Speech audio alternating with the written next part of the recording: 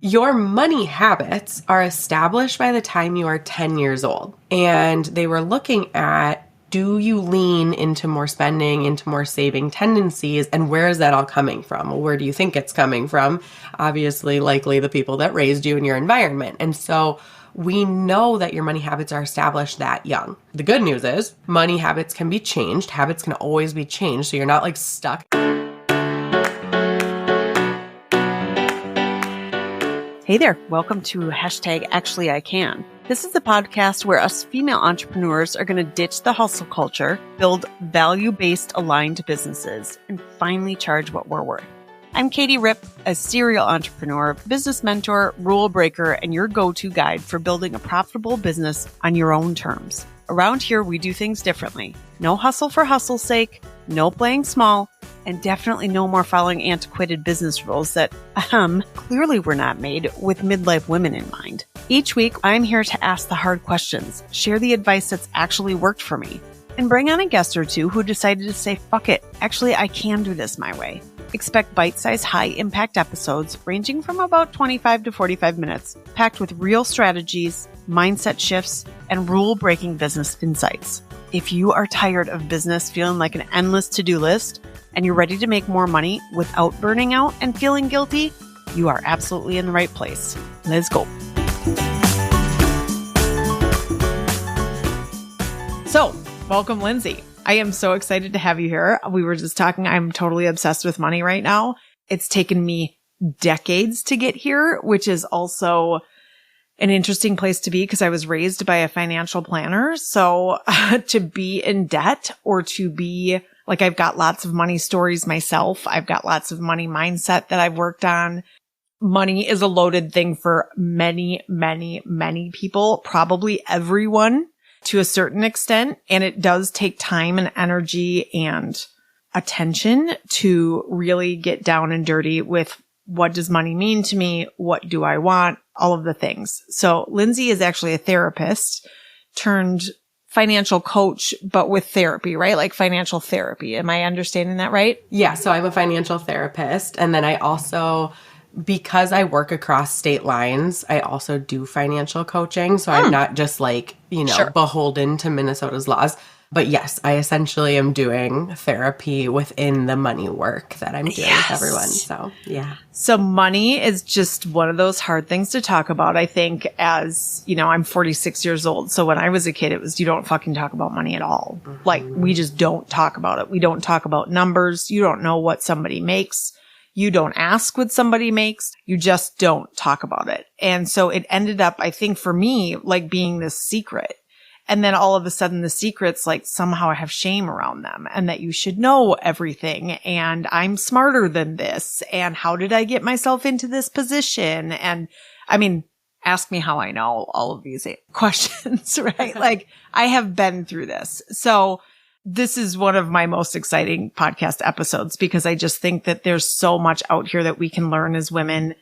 And listening to it on a podcast sometimes just takes the pressure off of, geez, I don't know the answer to that question. I don't know where all of my stuff is. I don't know where to go for investments, or I'm not even at a place of investment. I need to get out of debt first. I don't know how to do this, right? So anyway, you can tell I'm all jacked up about this. I'm very excited. So I am just going to let you start, Lindsey. I would love to just hear about why you got into financial therapy, right? Like therapy has lots of avenues to go down. Financial is not one we hear a lot of, or I don't. So I would love to hear your story and how you got here. Yeah. And welcome. Well, thank you. Thank you for having me.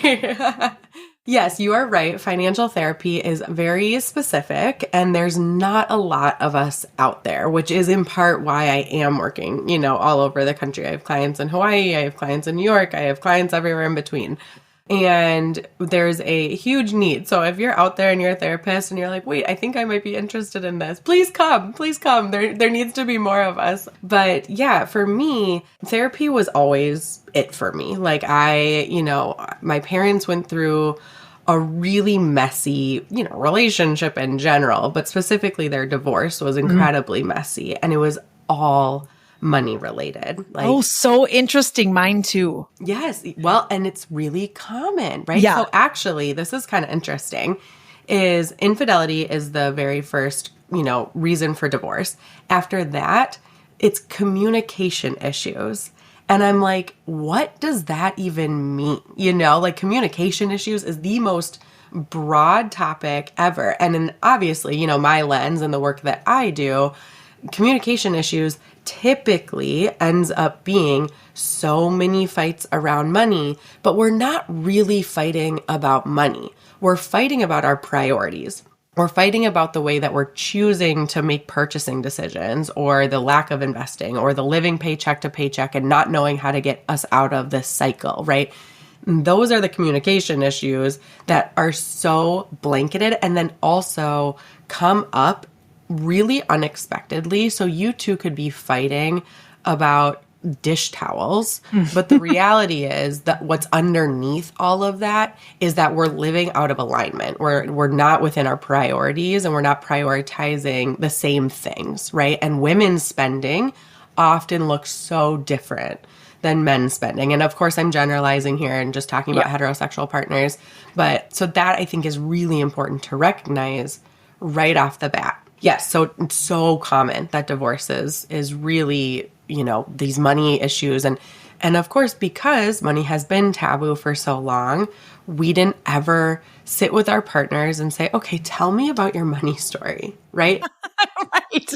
Which, by the way, anybody that's about to get married, please ask your partner, yes, tell me about your money story and give me your first money memory. Right. Yes. Like that's one of the things I use with my coaching when I coach around abundance and money and values and that sort of thing is tell me your first money memory. Yes. And sometimes people are like, oh my God, I don't even know that. Mm-hmm. Keep going. Yeah. Sorry. I'll stop interrupting. Oh my gosh. No, please interrupt always.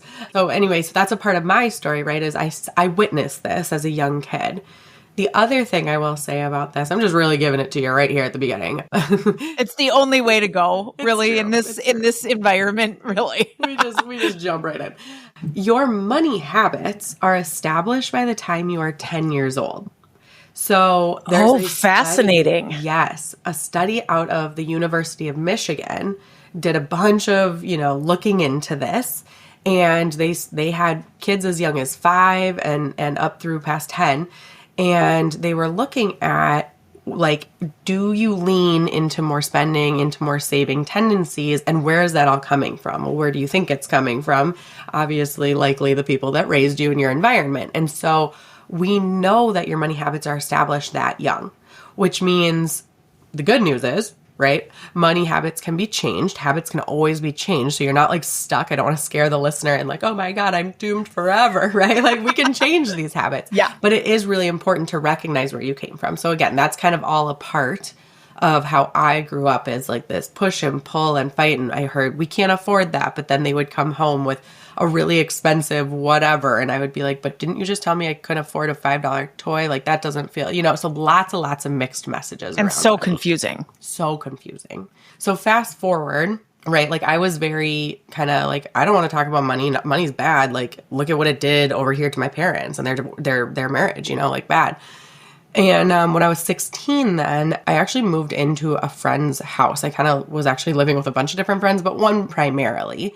And, my mom thought I was living at my dad's. My dad thought I was living at my mom's. I was living with my friends. And the home that I was really at most of the time, they were very well off. Their marriage was intact. They had relatively healthy communication, right? And I just felt it in the air. Like the energy was entirely different. I wasn't walking on eggshells. I didn't feel badly to ask for a certain snack that I wanted. I had all of my feminine care products available to me and I didn't have to like beg and plead for tampons. It was amazing. And you just felt like if I spilled my juice, it wasn't like, oh my God. It was like, we're going to get it cleaned. Or if it's that bad, we'll get a new couch. Who cares? Like it just felt different.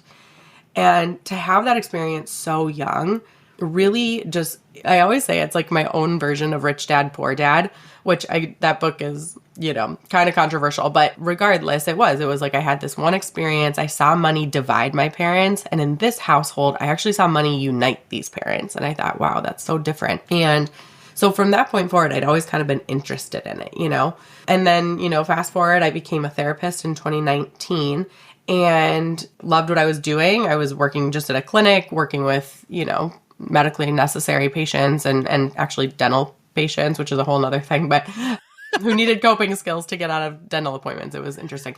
Oh, but, that is an interesting... That's it's interesting. so random, and it was so fun because the dentist is also a horrible place. But neither here nor there. Then I became a mom in the pandemic. I found out a month before the pandemic hit that I was pregnant, which, oh my gosh, good news and also terrifying. Yeah. But from really, like, when I got furloughed in whatever it was, April, I didn't go back to the clinic because at that point it was like we were still wiping down groceries. We didn't know it could do to a pregnant woman or a baby. Or, and you were pregnant and all the things, right? Yes. But I missed my job. Like, as a stay-at-home mom, I was like, I miss doing therapy. I miss, my people. And so I started looking into entrepreneurship at that point. And so I was kind of dabbling in like this and that and doing some like postpartum work with other moms. But I knew deep down in my heart that I wanted to do money work with people. But I was like, I'm a therapist. Who's going to listen to me?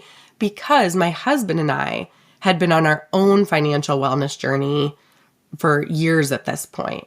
And I said it very early on when we met in our dating relationship. I was like, look, you and I do money real different. And I am not having this. Like, if we want to be successful in this and we want to actually like win this game of life, then we need to be on the same team. And in order to do that, we need to be on the same page with our money. So like, let's get this shit figured out. And we did.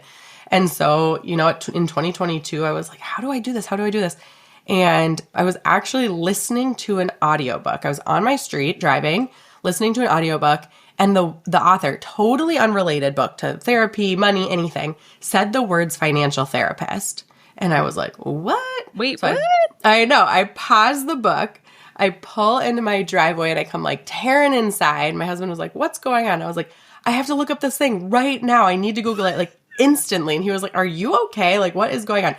And I did. I Googled it and I was like, oh my gosh, I have my MSW. Like, I qualify for this certification. So I did like all the research, looked into all the different, tracks that I could take and this and that. We have a 48-hour rule in our house. So I did wait the 48 hours to make sure this. Oh, I love that rule. Thing. Yes. Everyone should have this 48-hour rule. It really helps a lot on impulse purchasing. And I bought the certification program. I did nothing for weeks and weeks and weeks. And I was waking up at like 4:30 a.m. doing the certification program, during naps, doing the certification program, after bedtime, doing the certification program. And then I got certified and the rest is history. I started my business and now I'm a financial therapist. And it's like, when they say like you'll look back and you'll be able to connect all the dots, that's like how my life was, right? It's like there was a reason I was going to school to become a therapist. There was a reason I was on my own wellness, financial self-care journey, all these things. And now it's come to fruition and it's amazing. So did you always have an entrepreneurial spirit, do you think? Again, if you look back at the dots, I think yes. Like I was like, my dad and I built a lemonade stand together when I was a kid, like that kind of stuff. But I never, ever, not in high school, not in college, I never took a business course. Okay. So I was like, I know money, I know therapy, but I don't know business. So that was actually like a part of my trajectory then after I got certified. I was like, how do I run a business? Yeah. So I ended up taking a business class and was like, how do I really do this? What does marketing look like? What is, all that kind of stuff. Right. And so. Right. Because then you become like, I say this all the time, like then you become the bookkeeper and the accountant and the janitor and the reel maker and the marketing specialist and the email writer and the copywriter. And I mean, all these things that we don't really like. All you want to do is help people change their money stories, right? I mean, I'm assuming that that's what your vision was for this, but also you have to run a business, right? And that's different than, and just because you know money probably doesn't mean that you know how to run you know how to run your own money, but there's a whole nother like ball game of being paid for services. Totally. Yeah. Totally. Tell me about that a little bit. Was that different for you, or do you feel like once you went through that business course, you kind of had it licked, or did it take a while? It was a relatively easy transition for me because I am home and my overhead is super low and I knew like some of that kind of stuff. It wasn't that hard of a change, I guess, if you will. The bigger thing for us was my husband was in corporate America for almost a decade. And we just actually retired him in, September of 2024. So, but I saw a bigger life for us than what it was of like the 9 to 5 grind. He was miserable in like working, 10 to 12 hours a day. He would go days, literally days without seeing his kids because he also commuted 45 minutes up to work. And there was, of course, parts of the job that he enjoyed, but maybe 10%. Like a lot of it, he was just unhappy. And that wasn't what I wanted. I was like, I don't want you sitting there for 30 years doing this thing. And frankly, like I said, I was home with the kid. So I actually was stay-at-home mom by day, financial therapist by mornings, nap times, nighttime, weekends for a long time. Yeah. But I was like, we need to figure this out because I want to get you the hell out of there. And we did, but it took, a couple of years to get us there, but that was the driver. So when I have like my sights set on something, he at first was like, no chance. I'm here. I'm going to do this for as long as, the world. And I was like, no, sir, there is a different way. And we're figuring out that different way. And that was a huge driver for us. And were you always like, did you have some imposter syndrome at first? Did you feel like, oh my God, how can I do this? How can I break into this? Where am I going to get clients? All the imposter syndrome stuff. Did you have any of that? Yeah, of course. I mean, for me, I had been doing therapy already for so many years. So it was less like the therapeutic relationship, but definitely the running my own business. Like I said before, I had been at a clinic. So clients were, handed to me on a silver platter, or the way my model was there was pushing into other appointments, or I'd get a warm handoff from one of the doctors or whatever. Yeah. So it was just totally different. So yes. So like how do I find clients? And again, who's going to trust me with their money stuff? Cause I'm a solution focused brief therapist. Like I am not the one who's going to be sitting with you for years at a time. And right. Like I'm like, let's get in there, figure out the presenting problem. Are you and your husband fighting? Are you just like avoiding money altogether? And we just need to work on some individual stuff with you, right? We talk a little bit about your money story. We get into that. It's important, but I don't dwell on that. I'm super action focused because then we quickly get into goals and your money stuff. Like we look at all the numbers and we make a plan and we do it all together.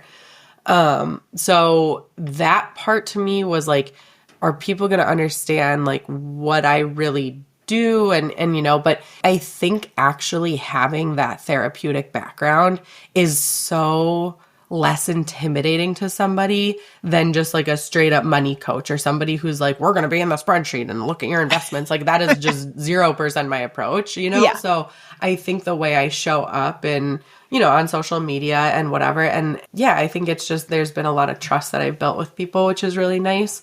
So it was for sure. And even still, like I was sick for 2 weeks and then I came out of my like cloud of sickness and I was like, do I even know what money is? Like, well, like who am I? Right? Like, I don't know what this means. So it's still like, it still pops up sometimes. Then you get back in the swing of things and you're like, oh yeah. Wait, I do know my shit. Okay, we're good. Yeah, we can we're do good. this. We're good. Yeah. What kind of clients do you have?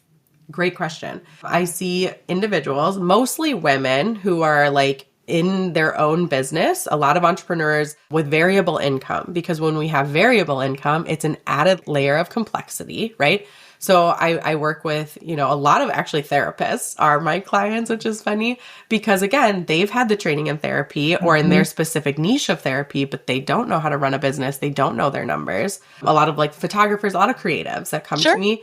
And then on the other side, I also probably have 50% of my caseload right now as couples. Oh, interesting. Oh, yeah. My couples work is so interesting because they're so sick of fighting about money. It's like at every turn. And one person is always like in the spreadsheet, like, how could you spend $300 at Target? And the other person is like, I don't know. I bought our family groceries. Like, is it okay? Oh my God. You can't even imagine how many times I've heard that like exact conversation, right? Like, I'm buying fucking groceries and you're freaking out. Yes. Like, what are we talking about here? Yes. And there's a huge misalignment from like reality, right? Because I call it, again, this is a generalization, heterosexual relationship, but most of the time women are what I call the CFO of the household, as far as like maybe even like the COO, right? Because they're the ones doing all the operations. They're doing the grocery shopping. They're buying the kids' clothes. They're doing the day-to-day stuff. Meanwhile, the guy is typically the one being like, we're spending too much money. We're spending too much money. And you're like, well, am I spending too much money? Or like, I don't know what else to do. I'm like meal prepping. I'm like doing all the things that I can.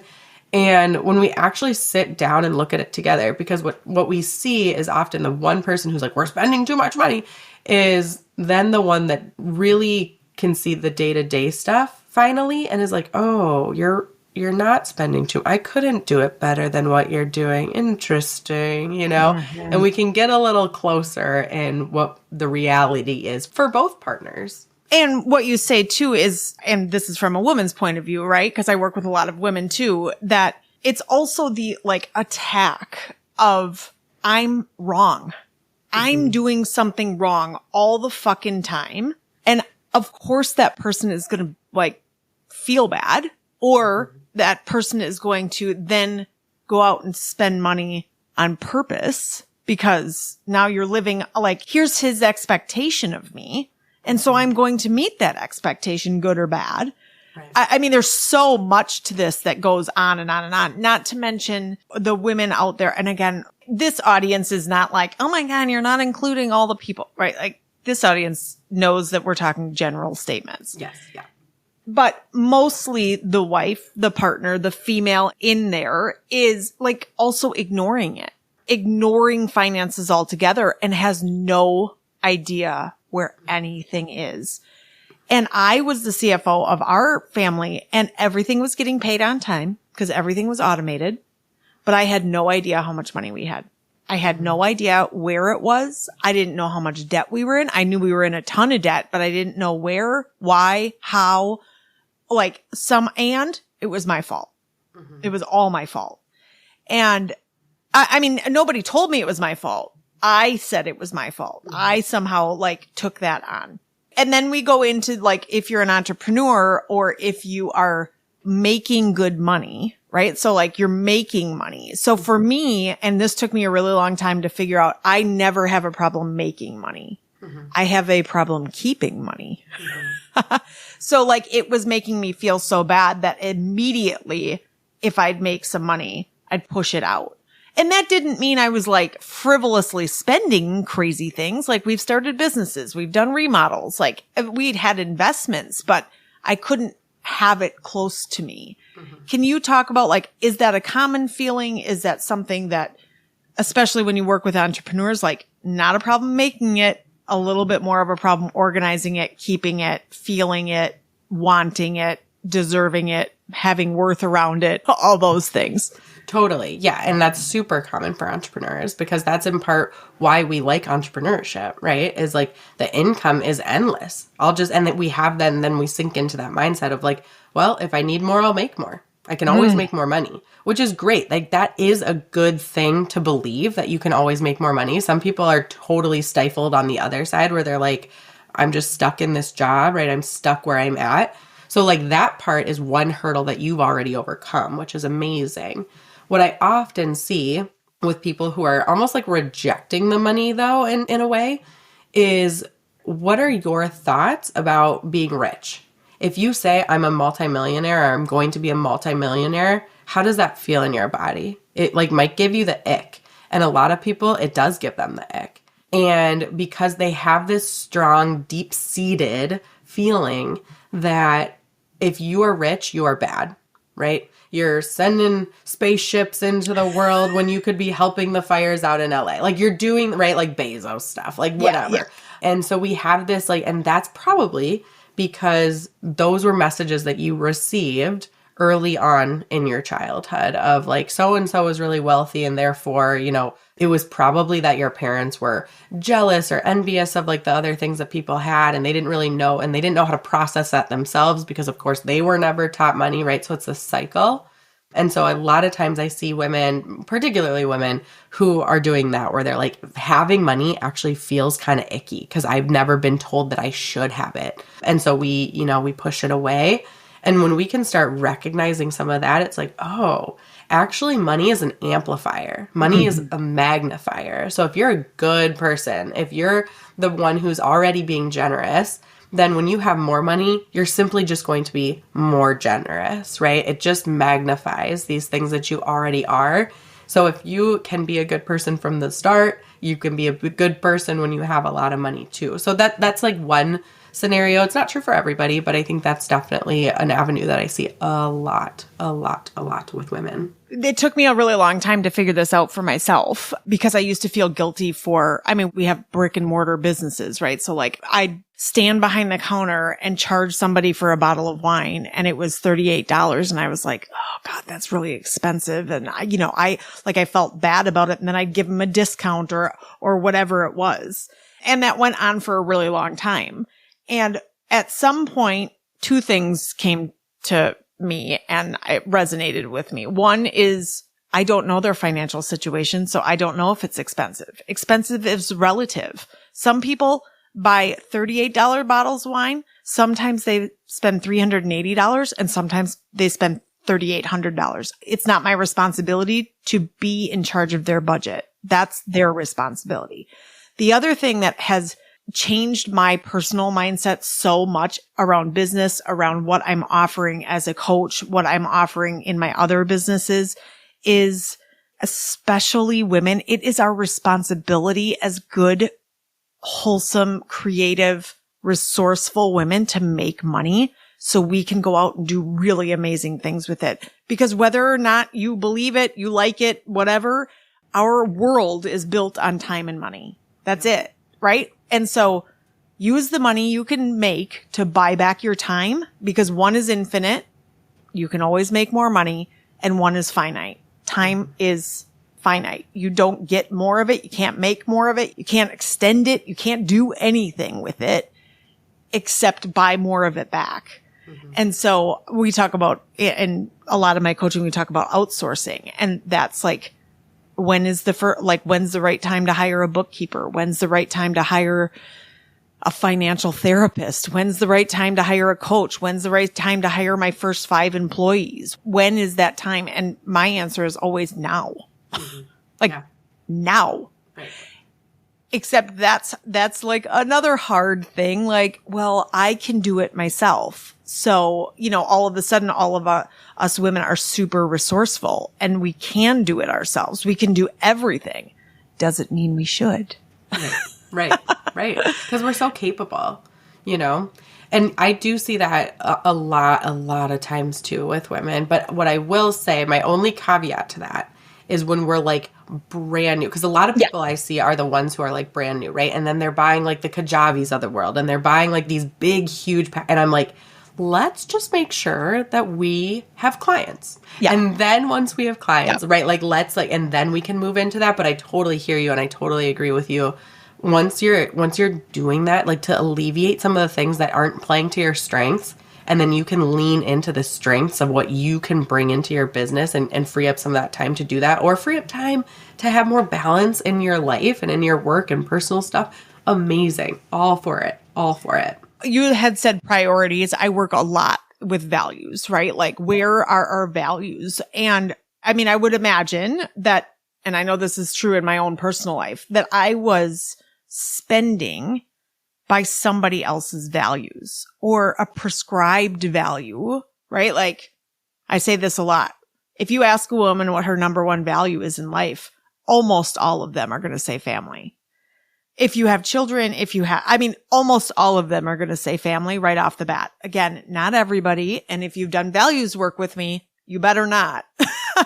But like, it's not the family necessarily that we value. It's the connection to the family, and your value is connection. Mm-hmm. So there's also how we spend is so connected to our like really truly aligned values. And when you're ignoring or spending or whatever that's misaligned with somebody else's value, I think that's where everybody gets stuck, or everybody gets in debt, or everybody gets into a situation where they have no idea. Tell me what people could do. Okay, so there's lots of parts here. Yeah. One, intentional spending is my favorite thing to talk about. Literally, when you started going down that rabbit hole, I was like, my heart is racing because I love it so much. I just could talk about it for years. So yes, I think we should definitely touch on how we want to be spending in order to increase our baseline level of happiness versus just buying things quickly to get a quick dopamine hit and then falling back down, right? So that's one part. What I am really, really passionate about is aligning with our values. 100%. Like, well, first of all, many women don't even know their values. We don't know what we fucking want. Mm-hmm. We have been told what we should want, right? Like, and a lot of people that are my age, somewhere hovering around 40s, 50s, maybe a little bit older, maybe a little bit younger, depending on where you are. But like, I have checked all the boxes that I was told to check. Mm-hmm. I finished high school. I finished college, possibly. I got married. I had the kids. I got the dog. I bought the American dream house. I maybe, upgraded, got a second house. I've got a 401k. I've got some profit sharing. I also want to fucking scratch my eyes out because this is not the life that I am meant to have, but I'm stuck now because I'm so close to retirement. If I leave my job, that like we can get really far down deep into that. But where I'm sitting is I'm working with a lot of clients that are like right there. I've checked all the boxes and now I'm like, I still feel really hollow. I still feel really empty. And what I've discovered is that they don't even know what they want. They haven't done the work to figure out what they value in their life in order to get to the next level. Whatever that level looks like, I don't get to choose that. You get to choose that. And there's so much around money and values, money and intentions. Like, why am I spending this? And I think it runs really parallel. And I've talked to other registered dietitians about this. It runs really parallel to food, really parallel to like exercise, fitness, our health goals. Our value isn't losing weight. If our value is health, there's a different answer for that. So tell me about the values around money. Like, what can we, like, I want you to go down your rabbit hole so bad. This is my time. This is your time to shine. And I will really try to keep my mouth shut because this also gets me so jacked up. I love this part of it because this part changed my life. This part allowed me to literally pay off $244,000 worth of debt last year. I know that sounds like a crazy number. And we had investment properties that we sold in order to do that.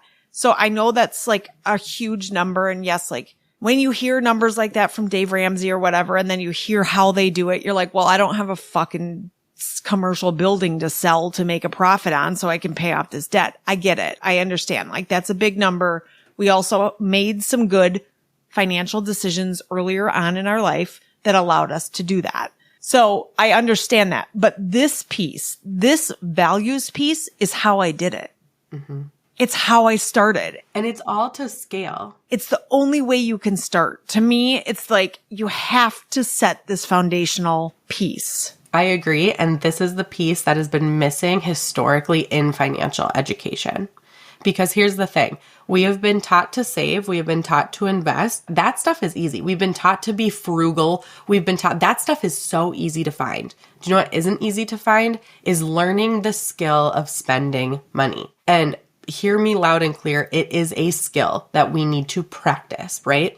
And I think to your point of, yes, $244,000, that is a huge number.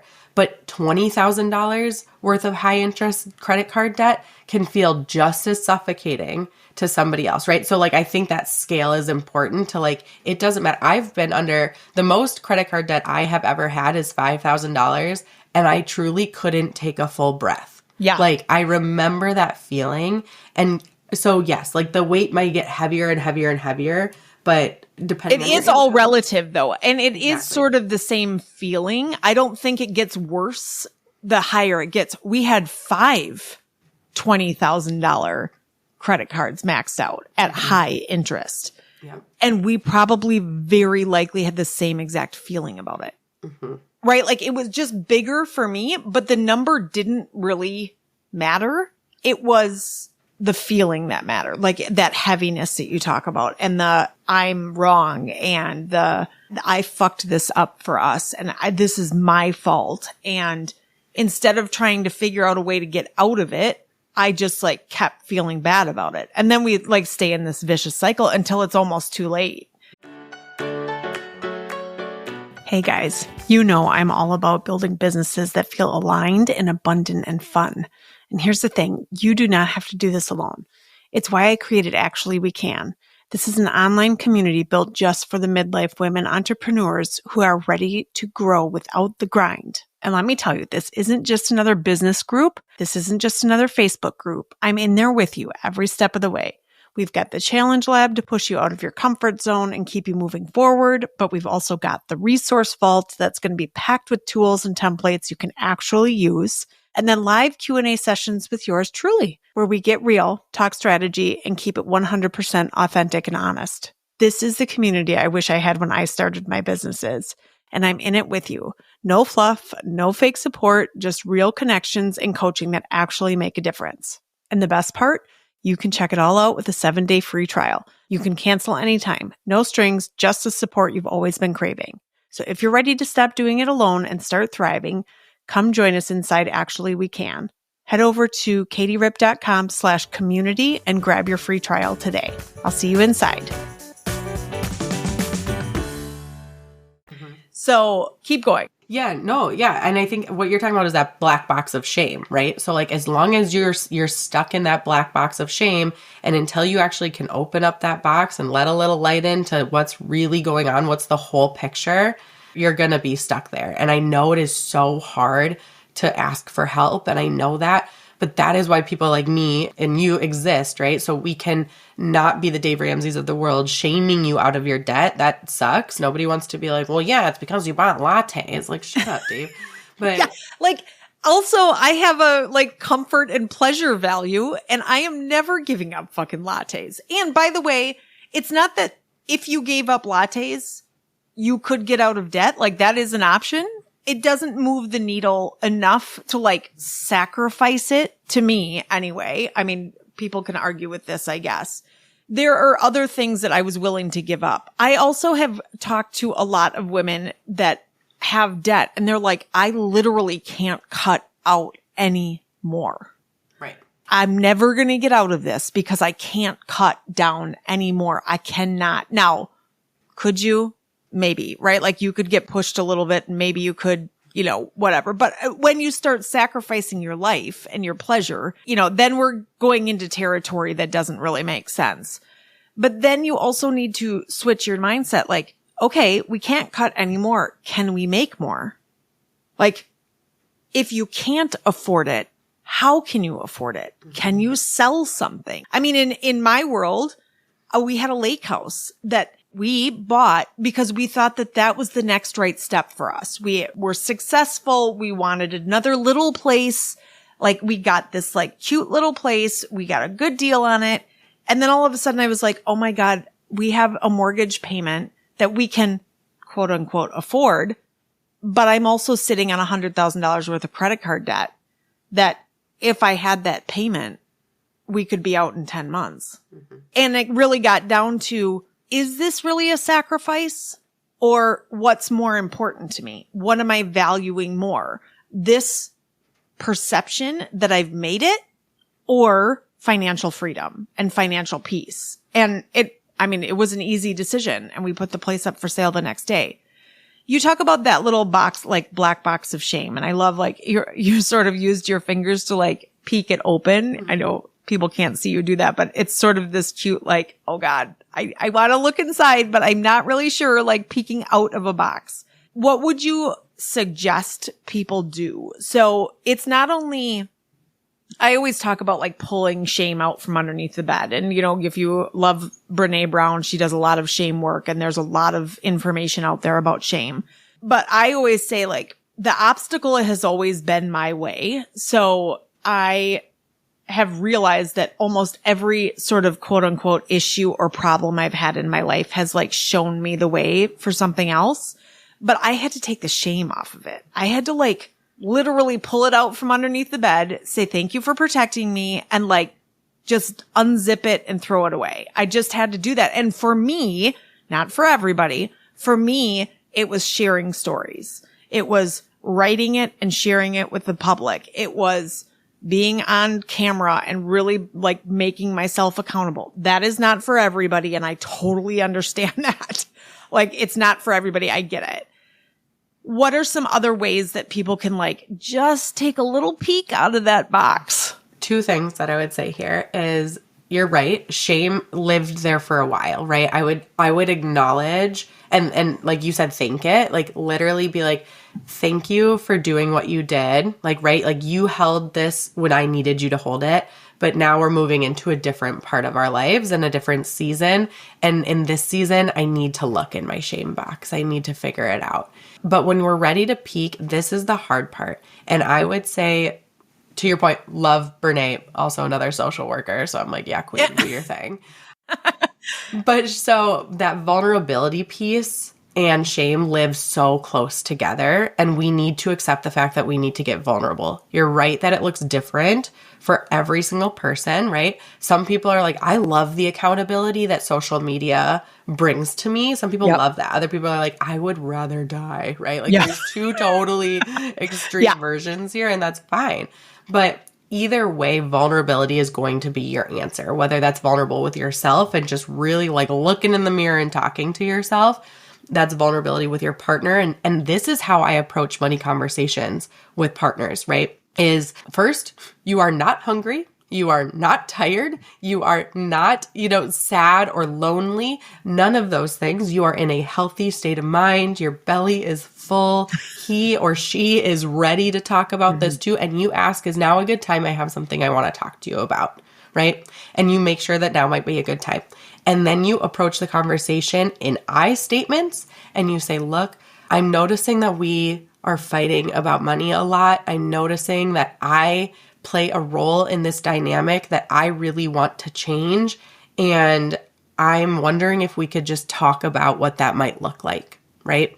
And then they can meet you with not defensiveness. You didn't say, well, you are spending all this money and you are doing that, right? That's a totally different approach. So we're approaching a vulnerability and we're saying, I played a role in building this dynamic, right? A lot of times I see like the permission slip, like daddy needs to go to mommy to ask if he can go get some. Like, no, we're equal partners, right? And so call out whatever that dynamic is. I know that you've wanted me to get involved in the money for a while, and I know I've avoided it for a long time, and I think I'm ready. In 2025, this is going to be our year to let me out of my shame box because I feel a lot of shame around this, right? And then it's calling somebody like me, like whomever, to add an additional layer of help. And that's how we start peaking, right? Is just letting that vulnerability take hold and self-accountability and say, like, what has the dynamic been and how can I change that dynamic? And just like, I have my intentional spending planner is what I use with all of my clients. And you can literally get a copy on Etsy for like $10.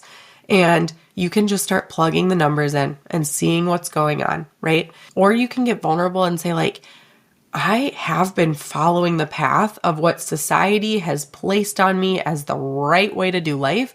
And if I am feeling empty, I'm going to just take a couple hours and like brain dump. Like, what would my world look like if I just let myself dream? We're adults now. We don't dream anymore. That's kid stuff, right? But we need to take that time. And again, that can be your piece of vulnerability that's opening that shame box of, I just want to see, like, what are the possibilities? What are my options? And then we can start, setting those North Stars, as I call them, right? Your guiding lights for how we're making purchasing decisions and those stepping stones to getting you out of debt, right? That can all come. But we need to be vulnerable and let ourselves hear what our internal thoughts are doing instead of drowning out those internal thoughts by listening to, love podcasts. I have one, you have one, we're listening to one right now. Yeah. But like, turn them off for a sec, right? Yeah. Put some time on your calendar. You will hear me say this time and time again. Show me your calendar, show me your bank statements, and I will show you what you're prioritizing, Okay. If that's scary to you, you're like, oh shit, I can't have her see my bank statements on my calendar. Oh my God, so embarrassing. Then we need to reevaluate what's going on. Anybody at any time can look at my calendar and be like, oh, it's clear what Lindsey values, right? I value date nights with my husband. That's on my calendar. Yes. I value connection with my girlfriends, going on a girls trip in 2 weeks, right? Like that's the stuff that I want to see show up. And I want you to take a minute and be vulnerable with yourself, turn down the noise and listen to what's happening internally and place those goals and then start moving forward into like accomplishing those goals and those, you know, getting your priorities aligned. You're listening to two podcast hosts right now tell you to turn off the podcast.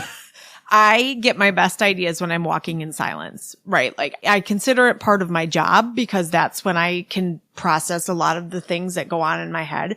And sometimes we just have to turn it off.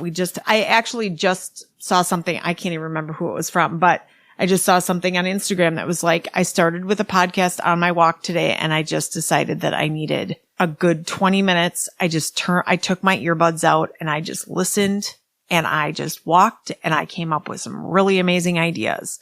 And there is something really powerful about being in nature in the quiet or even like walking down New York City on the street, but also without something like jamming in your ears, even though Lindsey and I want you to listen to this. I mean, after listen to this one first and then go. And there are some really powerful money podcasts out there and money mindset tricks and money mindset philosophies and podcasts and books and all of these things. But some of this has to come from within, almost all of it, really.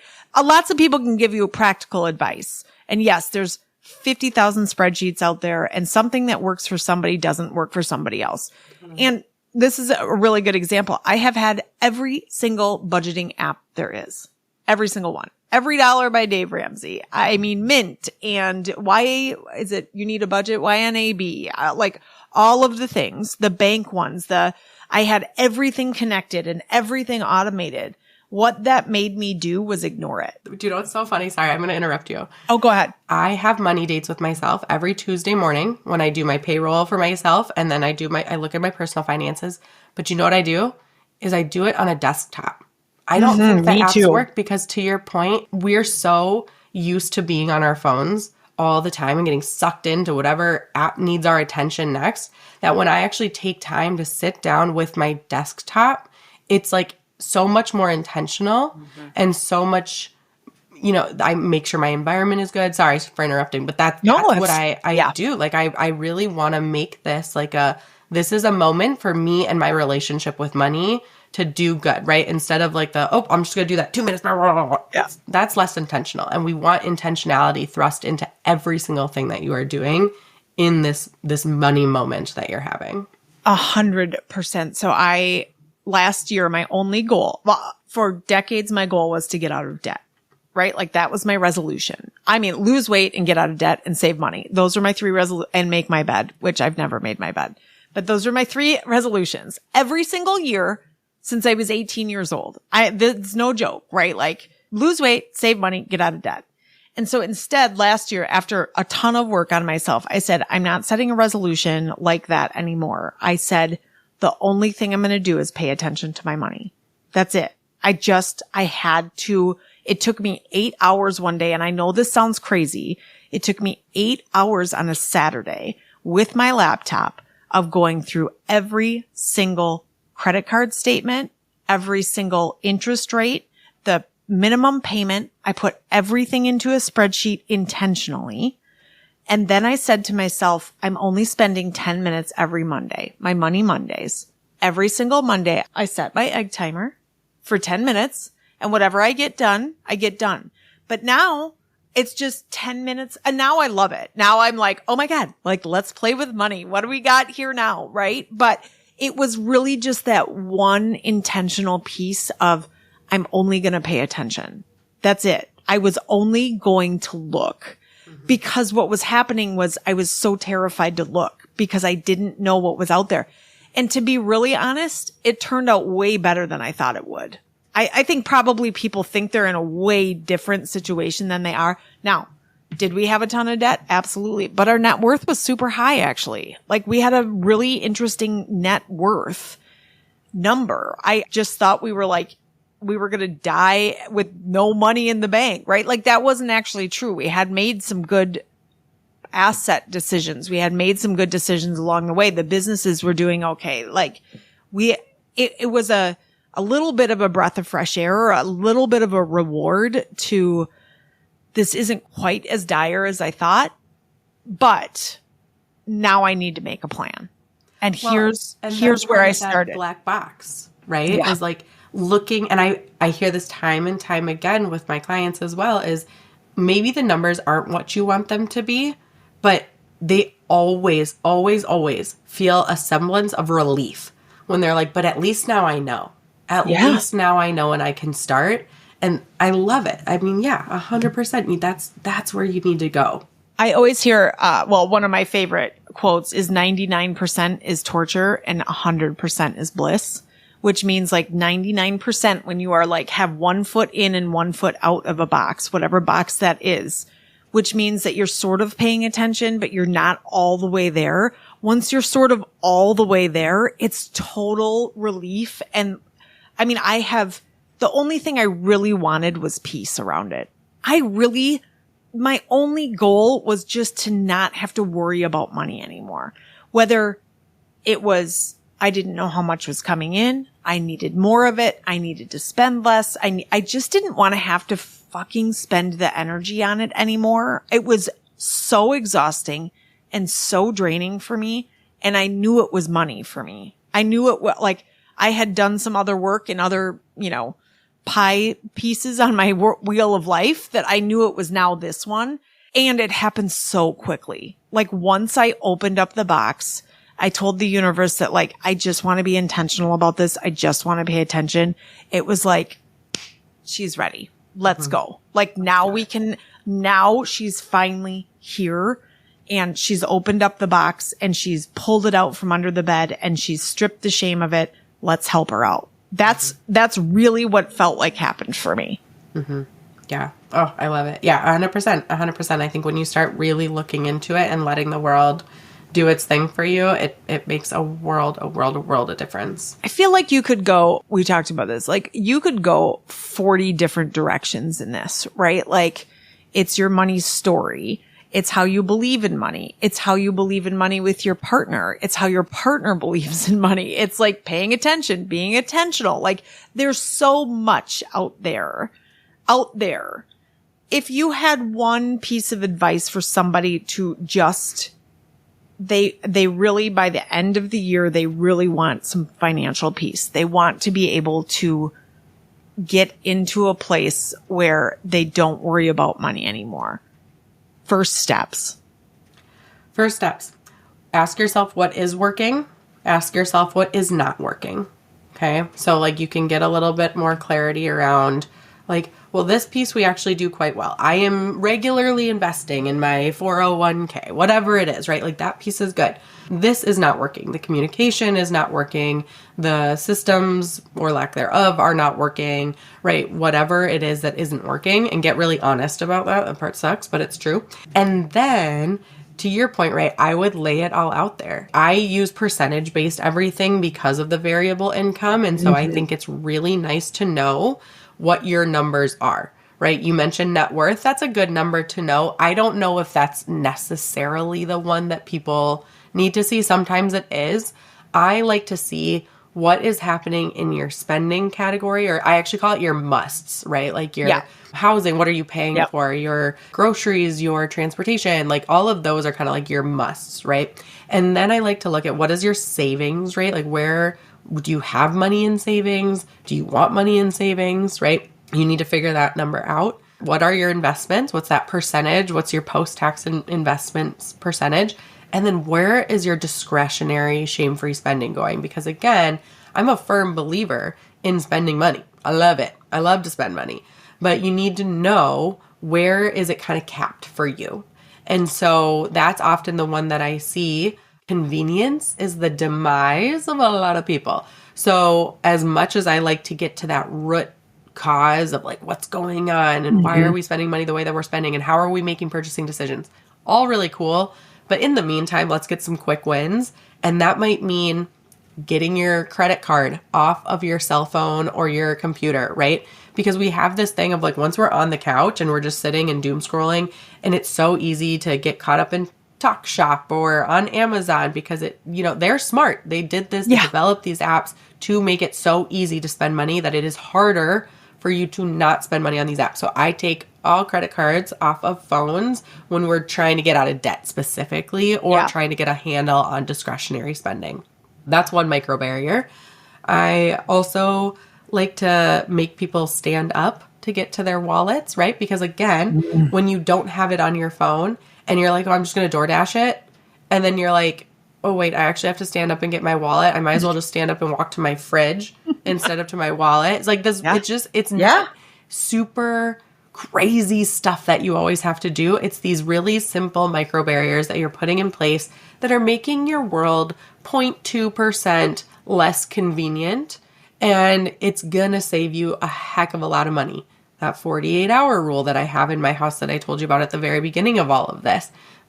You can put stuff in a cart, and in 48 hours, if you're still wanting it, great, go back, you might need it, cool. But the amount of times that we are looking for entertainment, we are looking for a distraction, we are looking to not feel bored, we are looking for that quick hit of dopamine, so we buy something.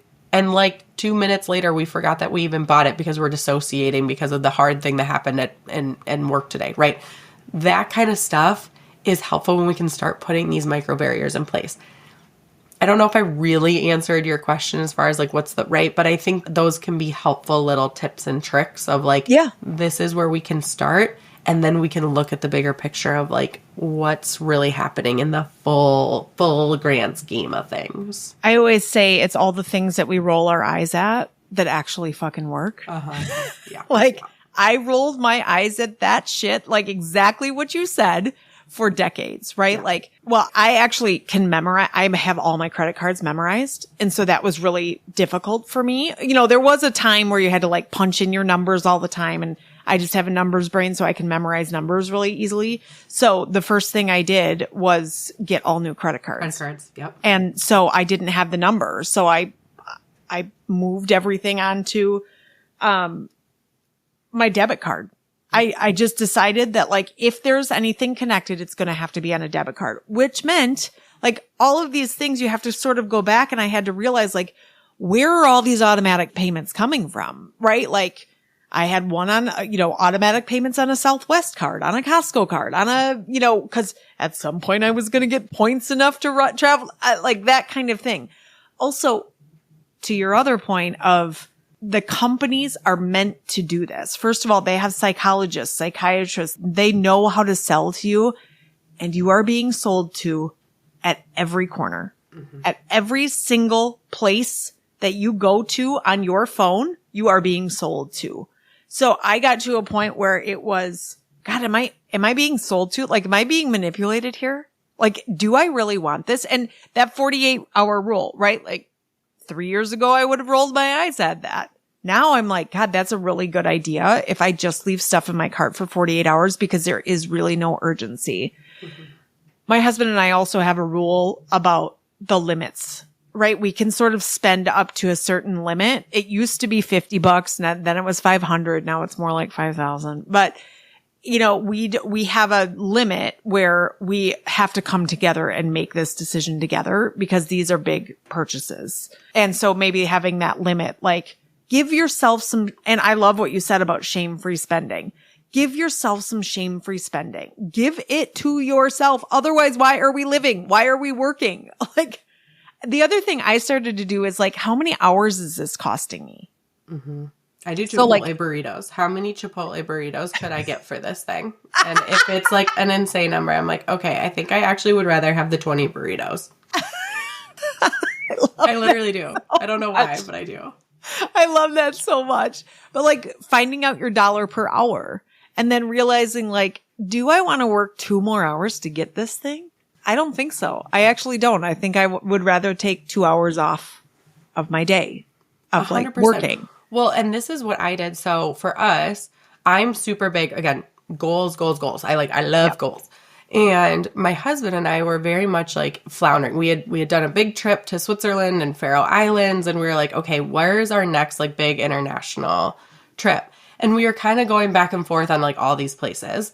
And the night before Black Friday, which I'm a big Black Friday shopper. I love it. I save up all year for it. That's when I do 85% of my Christmas shopping. And then I get stuff for myself too. I love it. It's great.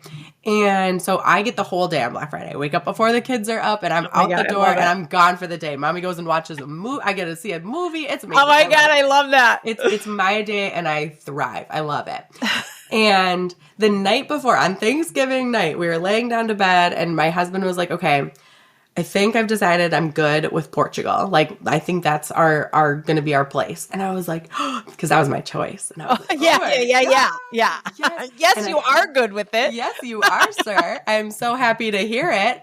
And I was pumped because I have this like whole idea, like we're sitting in the plaza, we're at a little bistro table. My 2 young kids are running around near the fountain. They're playing. I'm drinking my port wine. Like we're just like in it. And I have it and it's there and it's happening. And so he tells me that. And I'm like, cool. I wake up the next day, I'm doing my Black Friday stuff and I'm still getting Christmas presents, but I'm seeing all this stuff that normally I would be like, oh, I'm going to get this thing, right? And I would, find my $40 sweater and be like, oh, that's cute, pop it in my cart. And like 30 seconds later, I'd be like, would I rather have $40 to Portugal or would I rather have $40 on a sweater that I don't really need because I have 13 other sweaters that I could pick from out of my closet? And that day, it was a little sad because I was like actually buying myself nothing, but it was actually so happy because I was like, all of that money, and I literally would transfer like, okay, well, I didn't spend $40, so like that's going to my Portugal bucket. Same. And right then and there, I would transfer it. And I would be like, well, this is way more fun. Now, again, we're talking about that baseline level of happiness. Do you know what brings up my baseline level of happiness? Is that connection with my family, is traveling, is exploring new cultures and new places and doing these things. And not a sweater. A sweater is not going to make me happy in the long run, right? Sometimes it is. There's some pieces of clothes that I'm like, I love you and I would buy 1,200 of you because I just love you so much. Yeah. But most of the time, it is experiences. I don't want the stuff. I don't need it cluttering my life and my head and my money confusion and everything else. And so when we have those clear, specific visuals of the goals that we see for ourselves, the lives that we want to live, that is when that intentional spending becomes so much easier. Yeah. And the alignment of it, right? Like I am completely aligned with traveling and obviously experience is one of your values, probably connection with your family, right? Like all of those things, that trip to Portugal clearly checks lots of value boxes for you. It doesn't mean that you don't have a value of like cute sweater things, right? Like it doesn't mean that you don't have a like pleasure and comfort is one of my values. And so like, I love cozy sweaters, right? Like that's also, but then at least you have something to make the decision against. When you're just mindlessly buying or mindlessly eating or mindlessly shopping or mindlessly doing, any one of those things. I think that's where buyer's remorse comes in, is like, this is not aligned. Like, what is it aligned with? And some of the clients that I started working with is like, same, we do a calendar and a spending audit, right? Like, show me your checkbook, which, that ages me, but show me your accounts, show me your calendar, and let's match it up with match this spending, match this purchase up with one of your values. And if you can't match it, did you need it? And if you can match it, cool. And it might be that like, yes, I love this so much. So, and it doesn't match one of my values. Okay, well then let's revisit your values, because then we're like possibly not aligned with the actual value. So that kind of work is just so important and I love it so much. I like to think of it as dials too, right? Yeah. Like sometimes we want to turn the dial up on this thing where I'm like, I'm, missing my girlfriends. I just feel like I haven't connected with them in so long. I need to turn up the dial on that and be like, guys, we need to get some like dates on the calendar. I'm missing you, right? And then once my cup is full there, I can turn the dial back down on that and I can turn up the dial on my convenience where I'm like, oh, we need this, this, and this, and I just want to order it to my door and that's going to be more simple, right? And we can turn the dial back down on that. Or people get stuck in this like, you can't, like we talked about the lattes, or you can't have like the designer things or whatever. And I'm like, no, on my list since I was 15, I wanted a pair of Christian Louboutin shoes. I always, always, always wanted them. Now I went last year, I bought them and I am so happy and I wear them and I love them. And now my dial gets to be turned back down until like the next thing that I really want that's expensive. And somebody would be like, I would never spend $1,500 on a pair of shoes. Okay, fine, don't. But like my spending and my values are going to be different than what yours are, right? And so we can play with that a little bit on like the things that we care about. And I run into people passing shame and judgment onto like my shoes, for example. Like one of my girlfriends was like, $1,500 on a pair of shoes? Like, that's crazy. I can't believe you would ever spend money. And I was like, oh, $20,000 on a snowmobile? I would never spend it on that. But that's what you bought last year. Why is that better than what I spent? Like, it doesn't matter what I do and what you do. It matters what we care about. And those are the two things that we chose and bring us both joy. So like, what is the right? And she was like, oh yeah, like it changes everything when you start realizing that just because this one person is like, the woman that I was talking about earlier, that the family that I lived with, I'm still very, very close with them. She does not like traveling. She's like, I love my home. I want to sit here forever and ever and ever. I traveled when I was in my 20s and it was great. And now I'm good. Right. And so it's not one of her dials and she doesn't care. Great. Let that be true for you. It doesn't, right? So, but I think getting and labeling that again, it goes back to all that intentionality and everything we've been talking about this whole episode, just making sure that you know what you want for you. Yes, and live unapologetically. Like once you are aligned, once you are there and you're like, okay, I feel really good about this. I'm pretty fucking aligned here with my values. I'm pretty confident in what my values are. You don't have to explain it to anybody. Nope. You have no reason to apologize for what you value. If you value a pair of fucking $15,000 shoes, I don't care. This has nothing to do with me. Now, if you come to me and you are complaining that you can't afford something, then we might have a discussion about that particular piece of property you own. Like my lake house. Like in the end, I could not afford it. So I was showing people that like this was sort of a lie. And to me, I feel very confident in my vulnerability. So when I was sharing things like, it was bringing me really great joy and I was healing, but I always had this underlying, like, I can't really afford this. We're in a really different position than what's coming off. And that felt really inauthentic to me. So I ended up having to like come clean. Now, did I come clean to everybody around me? Maybe, or I'm coming clean right now, but I had to come clean to myself, which was that kind of quote unquote self-care. By sitting on the dock and sitting in nature and really loving every single moment of that was also not taking care of my financial situation, which is to me now the ultimate self-care. 100%.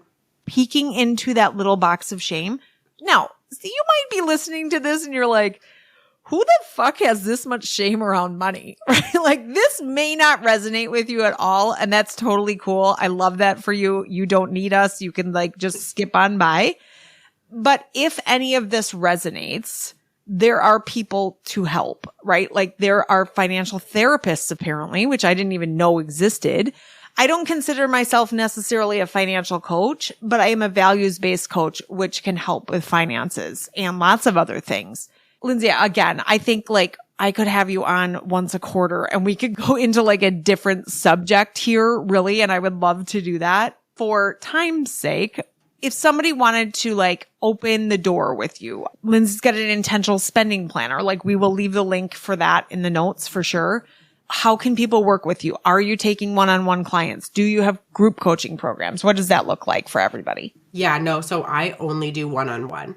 Okay. Which is why I think it's kind of unique because there is so many like courses or this or that or whatever. But a lot of people who are deep in that shame really need that hand holding and need, a little bit more one-on-one work. And I love it here. And so, yes, I am taking clients, both individuals and couples. I have space for right now, actually, because we retired my husband, I have more time to see clients, which is I love it. It's so great for us. And so, yeah, I'm financial therapist Lindsey on Instagram. Easiest place to find me. That's like the only social media that I really use. And you can come message me there. I have a website, financialselfcareblog.com, and my whole financial therapy page is right there. And my podcast is Financial Self-Care with financial therapist Lindsey. So I'm pretty easy to find. And I just had an episode come out. This is actually probably helpful for maybe some people. If you're familiar with the Enneagram, I did a whole deep dive on each Enneagram number and how they show up with their money as well. Oh, and fascinating. that can be a really helpful spot to be like, oh, okay, this makes sense for me and whatever. So that's a whole nother thing that we don't need to get into, but that episode has been doing very well. And a lot of people, I've gotten really, really good feedback on it just because, again, all of this comes back to self-exploration, self-awareness, intentionality, and that provides a lot of guidance for people. So there you go. And you're not wrong, right? Like, I just think like we get into this vicious cycle of this is my fault. I'm wrong. I don't know what I'm doing. I have to be the only one in this position, which is part of the reason I share my story, right? Because there are perceptions of people out there that sometimes we do on purpose, right? Like there was a very there was a very specific perception of us having a lake house that I was definitely like down the road on that. And to backtrack a little bit and be like, God, that was really inauthentic of me. I think also hopefully opens the door for people to be like, oh God, I'm doing some of that too. I don't want to be doing it anymore. How can I get help? And there is help out there for you. And Lindsey is a perfect example of that. And a lot of the things that you probably share on Instagram, the things that I've seen on Instagram, there's also free content out there, right? Like you can also you don't have to hire anybody one-on-one. You don't have to buy a course. One of the things that really always is tough, especially when you're a financial therapist, when you're a financial coach, when you are selling a financial anything, people are like, well, I can't fucking afford my groceries. How can I afford to buy this course? There's hangups about that too, but like there are investments in yourself that then help you on the other end. It's just hard to make that investment up front and really being very honest about, is it this you can't afford, or do you have to sacrifice something else in order to do this? So Totally. And honestly, when I run the calculations with my clients of like, I charge $150 an hour. I'm not that expensive. Yeah. Like I'm really not. And I do that deliberately, right? Yep. But I charge $150 an hour. But then when we look at like, okay, but once we get you investing, and then you see like the growth that you're going to have, it's like my services are actually kind of a no-brainer when it comes to like the return on investment stuff. Yeah. And to your point, it's like, yeah, you can get a massage, a monthly massage, or you can get a whatever, but you need to know how you're paying for that stuff, right? And so that's why I always say taking care of yourself by taking care of your money, because once you know how you're paying for the other stuff in your life, it all becomes so much clearer. And again, my job is I'm a solution-focused brief therapist. I don't want to be working with you for years and years and years and years and years and years and years. I want to get in. I want to get it figured out. I want to send you off with a plan. And I want you to know that my door is always open as life adjustments happen, because money is one of the only things it is the only thing that keeps on going after your death, right? It is a journey. This is never going to be like, okay, I've arrived at my destination. This is like, your destination is death, by the way. Is death, is the ground. So, and your money then lives on. If you don't have an estate plan, go get one, because otherwise your kids are going to be dealing with probate. But yeah, so it's all, like I said, yeah, you and I could easily talk for years on all of these conversations, but I love it. We'll wrap it up. We'll table it for just a minute. Thank you so much for being on. I really, again, I could go down lots of rabbit holes here, and I think we will in the future. So go over and listen to Lindsey's podcast. We will leave all of your links in the show notes, including the planner, and we will definitely be talking to you again. Thank you so much for having me. Well, that is a wrap on today's episode, but the conversation doesn't have to end here. If this episode resonated with you at all, come hang out with us inside Actually We Can. This is my private community for midlife women entrepreneurs who are just done with the hustle and ready to build businesses that actually work for them. Inside, you'll find support and strategy and a whole lot of real talk from women who get it. You can join us at katierip.com/community. We can also stay connected on socials. You can follow me on Instagram at katierip. for behind the scenes, extra insights, and plenty of business wisdom. But most importantly, make sure you follow the podcast so you never miss an episode. If you loved today's topic, please leave me a review and share it with another badass woman who needs to hear this. As always, thank you for being here. Now go do your thing, and I'll see you next time.